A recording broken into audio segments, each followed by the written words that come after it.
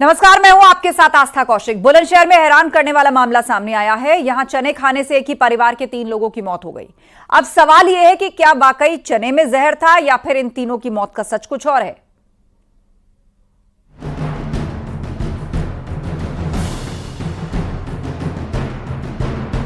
बुलंदशहर में भुने चने खाने से 3 लोगों की मौत हो गई।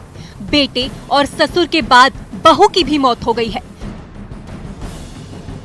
मामला बरवाला गांव का है। परिवार के सभी लोगों ने बाजार से खरीदकर भुने चने खाए थे।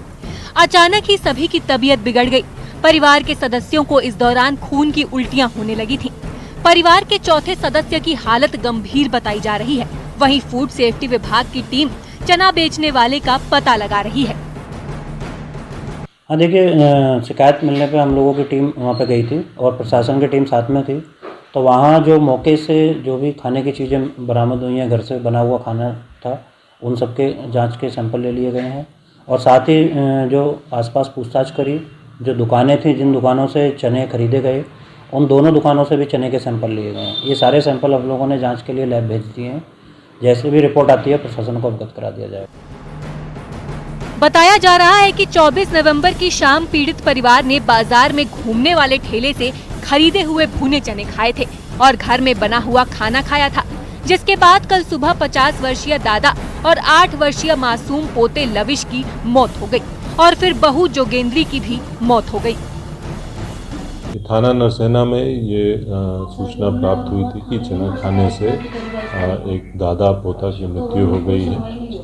इस संबंध में वहाँ पे खाद्य विभाग द्वारा सैंपल लिया गया है और हम लोग इसमें जांच करा रहे हैं। जो भी तथ्य प्रकाश में आते हैं उसके आधार पर अग्रिम विधिक कार्रवाई सुनिश्चित की। परिवार वालों ने दादा और पोते के शव का अंतिम संस्कार कर दिया, लेकिन जब बच्चे की मां की मौत हुई तो पुलिस ने मामले की जांच शुरू की।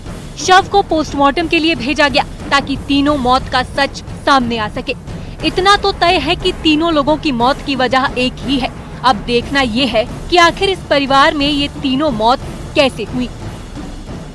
एक परिवार ने चने का सेवन किया, जिसके बाद भुने चने खाने से एक ही परिवार के 3 लोगों की मौत हुई है। हालांकि मौत के बाद पूरे परिवार का रो रो कर बुरा हाल है, जबकि पुलिस व प्रशासनिक टीम पूरे मामले की जांच पड़ताल में जुट गई है। हालांकि परिवार ने बताया कि बीते 24 नवंबर को शाम को एक परिवार ने भुने हुए चने खाए थे, जिसके बाद परिवार के 4 लोगों की हालत गंभीर थी और उन्हें अस्पताल में भर्ती कराया गया था, जिससे उपचार के दौरान कल 2 लोगों की मौत हो गई थी। तो वहीं एक महिला की आज उपचार के दौरान मौत हो गई है। कैमरामैन अमन के साथ प्रशांत कुमार, न्यूज़ 18, बुलंदशहर। क्रिसमस और नए साल के जश्न के उत्तराखंड के हिल स्टेशन पर्यटकों की पहली पसंद रहे हैं। ऐसे में सरोवर नगरी में जश्न की तैयारियां जोरों पर है, लेकिन इस सब के बीच कारोबारियों को एक चिंता भी सता रही है। क्या है मामला, रिपोर्ट देखिए।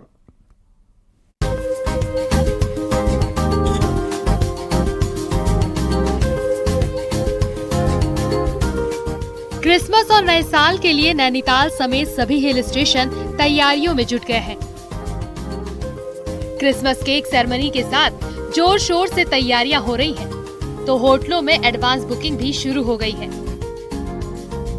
क्रिसमस और न्यू ईयर के लिए होटल कारोबारियों ने खास पैकेज सैलानियों के लिए तैयार किए हैं, जिसमें पहाड़ी फूड से लेकर कुमाऊनी संगीत का भी इंतजाम किया गया है।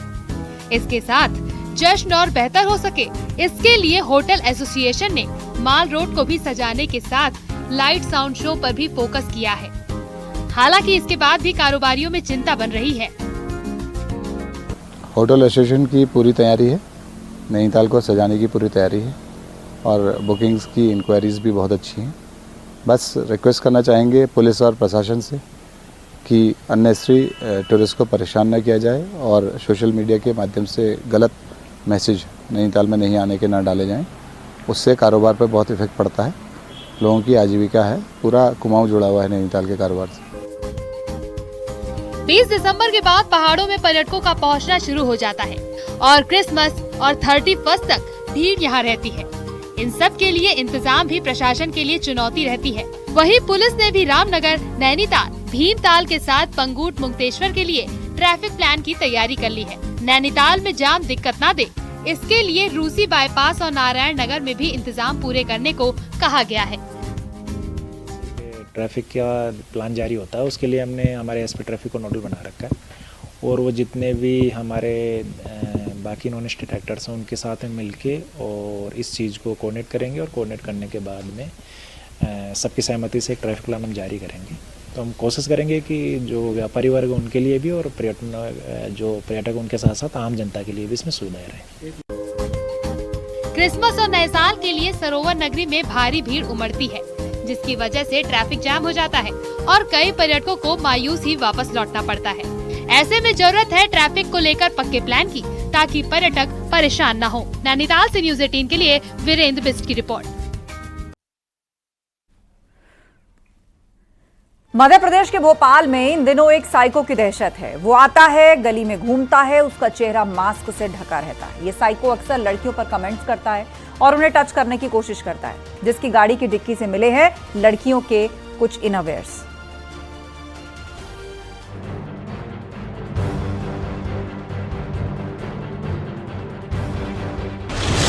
उसकी आंखें ढूंढे शिकार, गाड़ी की डिग्गी लड़कियों के अंडरगारमेंट्स, कमेंट करके वो हो जाता था छूमंतर। मास्क और चश्मा उसकी पहचान। गली गली में सिरफिरे की तलाश, सलाखों में साइको। आखिर साइको दिखते कैसे हैं? उनके दिमाग में ऐसा कौन सा केमिकल लोचा होता है कि इंसानी शक्ल वाले ऐसे दरिंदे बस शिकार की तलाश में रहते हैं। कभी इस गली तो कभी उस गली। ऐसे ही एक सिरफिरे ने लड़कियों को परेशान करके रख दिया था। बस कोई लड़की इसे नजर आती तो उस पर कमेंट करता। आरोप है कि छेड़खानी करता और अपनी स्कूटी लेकर गायब हो जाता। करीब 1 महीने से इस आरोपी की शिकायत मिल रही थी। भोपाल के चूना भट्टी थाना इलाके के इस कॉलोनी में सिरफिरे की तस्वीर कैद हुई है।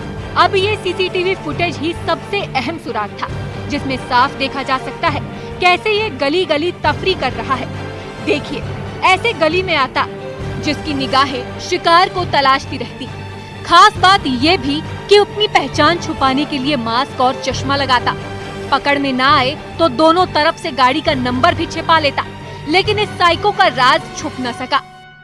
एक्चुअली मैटर ये था कि पिछले कुछ दिनों से एक रिपोर्ट आ रही थी कि एक लड़का जो एक्टिवा में आता है, मास्क पहना रहता है, ऊपर से उसने चश्मा लगाया होता है और अपने एक्टिवा को भी पेपर से कवर किया रहता है और किसी को छेड़ के या कुछ बोल के निकल जाता है।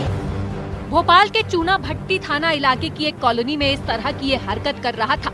करीब 1 महीने से आरोपी की एक्टिवा भी मिली। गाड़ी में हैरान करने वाली तस्वीर सामने आई। स्कूटी की डिक्की में लड़कियों के अंडरगारमेंट्स मिले। यहाँ तक कि इस सिरफिरे के जेब से भी लड़कियों के अंडरगारमेंट्स बरामद हुए। अब इस सिरफिरे का सुराग कैसे हाथ लगा, कैसे ये दबोचा गया, ये भी आपको बताते हैं। दरअसल ये साइको फिर गली में आया और एक लड़की को टच करने की कोशिश कर रहा था, लेकिन इस बार ये पकड़ा गया।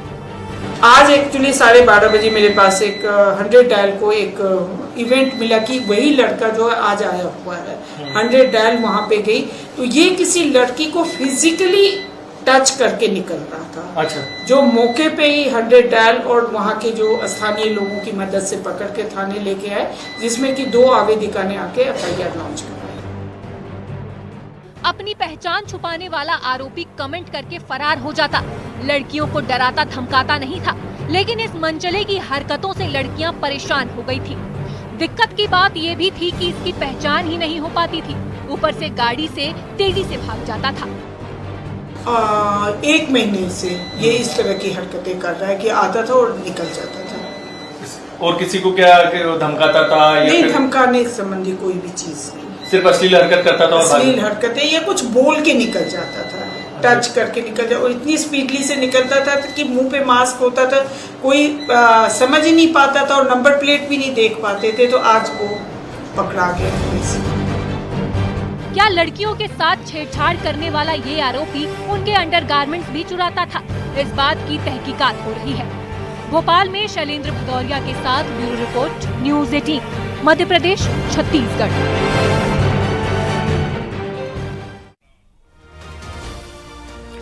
राजस्थान के उदयपुर में महाराणा प्रताप के वंशजों के बीच वर्चस्व और संपत्ति विवाद की लड़ाई अब सड़क पर आ गई है। धूणी दर्शन को लेकर उठी विवाद की लहर ने पूरे उदयपुर को छावनी में तब्दील कर दिया। चलिए आपको दिखाते हैं कि कैसे राज परिवार में छिड़ी बंटवारे और अधिकार की लड़ाई ने उदयपुर में तनाव के हालात पैदा कर दिए और कैसे एक महल पर महाभारत शुरू हो गई है।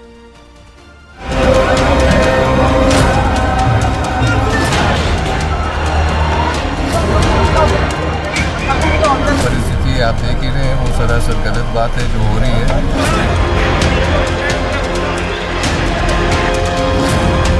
उदयपुर में धूणी दर्शन पर संग्राम।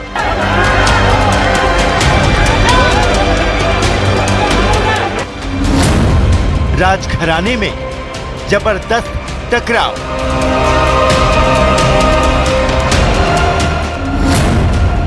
बंटवारे की लड़ाई सड़क पर आई।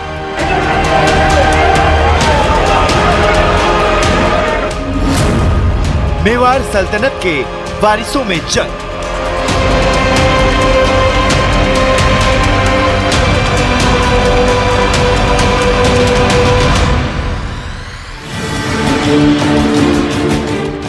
राजस्थान का उदयपुर शहर इस वक्त संगीनों के साए में है।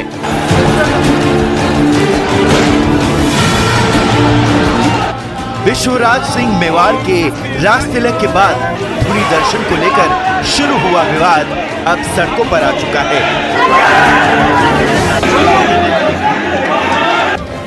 विश्वराज सिंह मेवाड़ और उनके चाचा अरविंद सिंह मेवाड़ के समर्थकों के बीच जबरदस्त संग्राम छिड़ गया।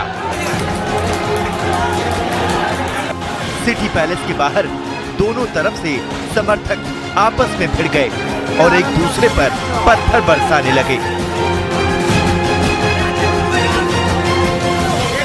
आलम यह हो गया कि उदयपुर में बेकाबू भीड़ को कंट्रोल करने के लिए भारी पुलिस बल को मोर्चा संभालना पड़ा।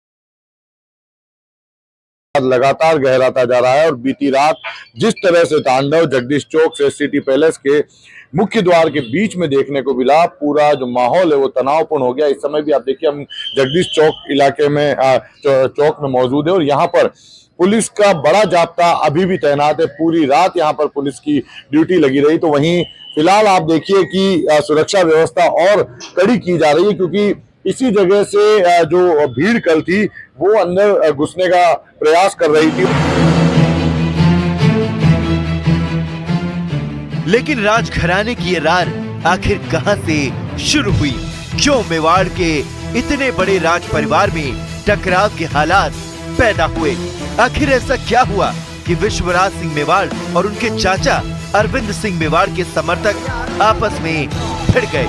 इसकी कहानी शुरू होती है इन तस्वीरों के साथ।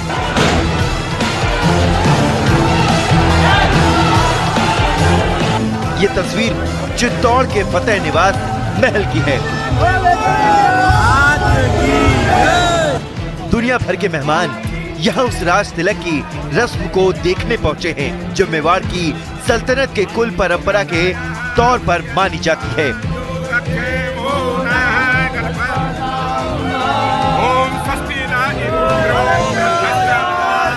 मेवाड़ राजघराने के सदस्य और पूर्व सांसद महेंद्र सिंह मेवाड़ के निधन के बाद उनके बड़े बेटे विश्वराज सिंह मेवाड़ की चित्तौड़ के किले में उसी परंपरा के मुताबिक राज तिलक की रस्म अदायगी की गई।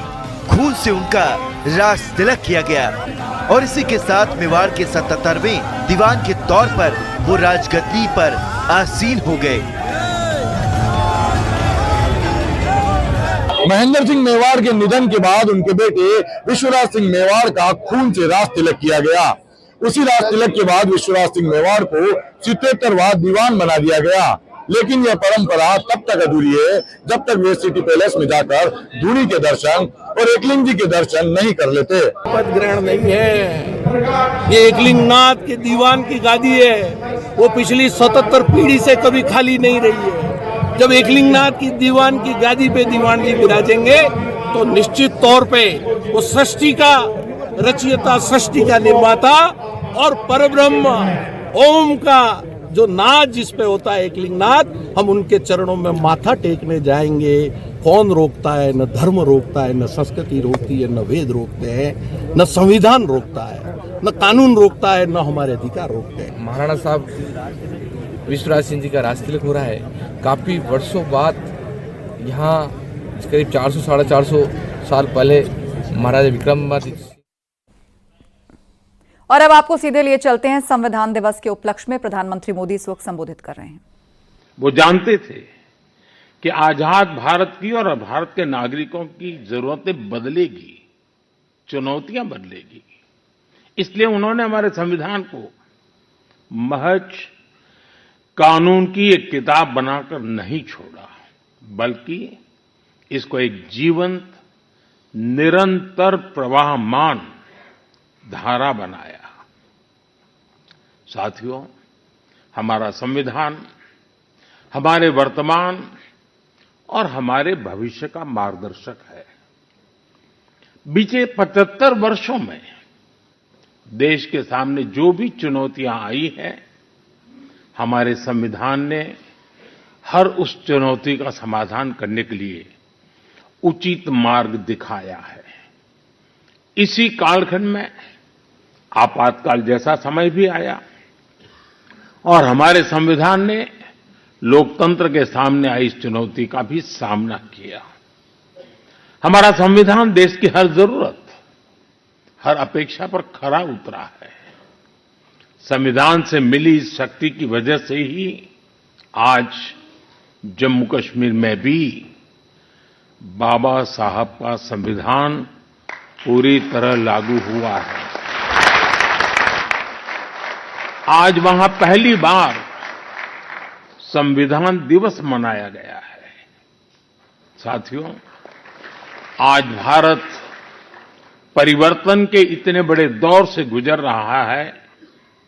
ऐसे अहम समय में भारत का संविधान ही हमें रास्ता दिखा रहा है, हमारे लिए गाइडिंग लाइट बना हुआ है। साथियों, भारत के भविष्य का मार्ग अब बड़े सपनों, बड़े संकल्पों की सिद्धि का है। आज हर देशवासी का एक ही ध्येय है, विकसित भारत का निर्माण। विकसित भारत का मतलब है जहां देश के हर नागरिक को एक क्वालिटी ऑफ लाइफ मिल सके, डिग्निटी ऑफ लाइफ मिल सके। ये सामाजिक न्याय, सोशल जस्टिस का भी बहुत बड़ा माध्यम है और ये संविधान की भी भावना है। इसलिए बीते वर्षों में देश में लोगों के बीच आर्थिक और सामाजिक समानता लाने के लिए कई कदम उठाए गए हैं। बीते 10 वर्षों में 53 करोड़ से ज्यादा ऐसे भारतीयों का बैंक खाता खुला है जो बैंक के दरवाजे तक नहीं पहुंच पाते थे।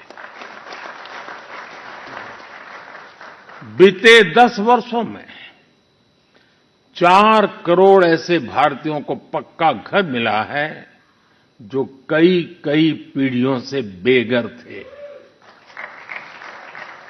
बीते 10 वर्षों में 10 करोड़ से ज्यादा ऐसी महिलाओं को मुफ्त गैस कनेक्शन मिला है जो बरसों से अपने घर में गैस पहुंचने का इंतजार कर रही थी। हमें आज के जीवन में बहुत आसान लगता है कि घर में नल खोला और पानी आ गया,